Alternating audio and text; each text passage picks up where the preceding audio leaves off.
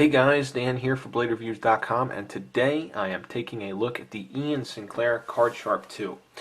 Now, people following my YouTube channel may recall that I recorded a video review of this knife a few months back. That was something of a half-baked review, and now that I've received some feedback and had some more time to test this knife out, I'd like to provide some more complete thoughts. So let's start things off with a size comparison between the Card Sharp 2 and this grocery store frequent shopper card. This card here has the same length and width of a credit card, but it is a little bit thinner. And speaking of the thickness and or how thin stuff is, you can see here the Card Sharp 2 is 2.2 millimeters thick, and that's about the same as two credit cards stacked on top of each other. Weight of the Card Sharp 2 is 0.45 ounces or 13 grams.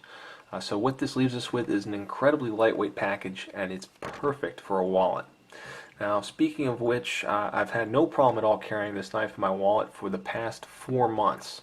I prefer a very minimalist EDC, and I use a slim wallet as part of my daily carry. So the fact that the Card Sharp 2 has gone unnoticed in my wallet for so long is just a testament to the design here.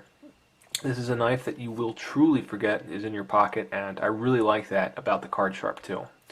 Now, the caveat here for the Card Sharp 2 is that it really isn't intended for hard use, and it will definitely not be a replacement for your dedicated EDC knife. Instead, I see the Card Sharp 2 as a backup knife, or even a backup for your backup knife.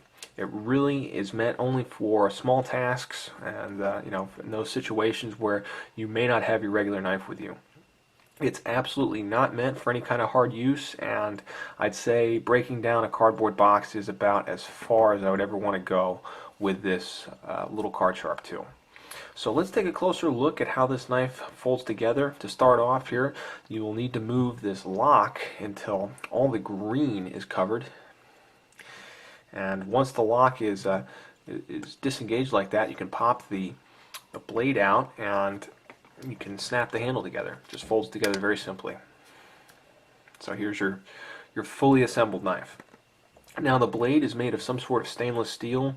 Ian Sinclair calls it a surgical steel and just leaves it at that. So what we have here is some sort of mystery steel. I've spent a fair amount of time actually using and resharpening this knife, so I've got some experience with it, and I can say it's a very soft steel. It's easy to sharpen, and it's capable of actually taking a pretty decent edge, but it will not hold that edge forever, however.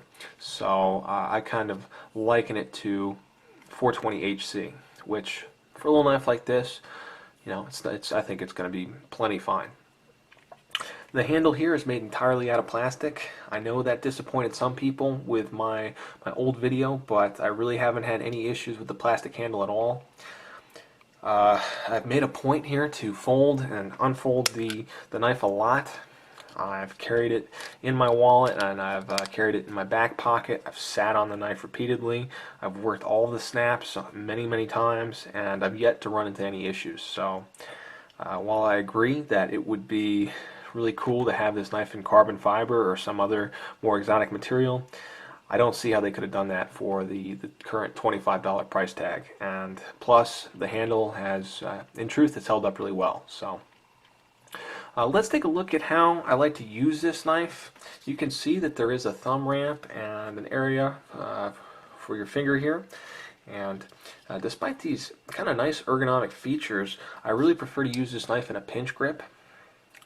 The reason I like to do that is because this blade just snaps together and it can come apart without too much force. With a pinch grip, you get no blade play at all, and you're still able to hold the knife and use the knife easily. So that pretty much takes us through all the features of the knife, covered pretty much everything I wanted to say about the materials and stuff. To wrap things up, I just wanted to give you kind of a word of warning here.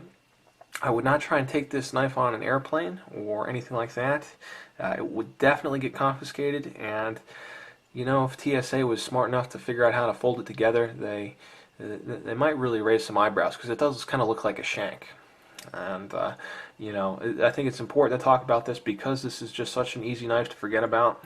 So if you happen to be a frequent flyer, or maybe you work at an area with a lot of security checkpoints like a courthouse, then I may not recommend this as an EDC knife for you. Also, you just want to double check your laws wherever you live. It's got a 3-inch blade, which is legal in a lot of places, but maybe if you're over in England or something, it may not be 100% legal.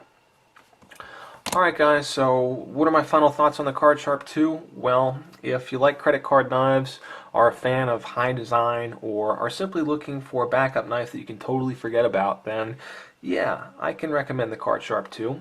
It's a very cool design and it weighs practically nothing. However, if you're looking to replace your EDC knife, or you want something that's capable of doing anything beyond light duty, then I would suggest looking for something else.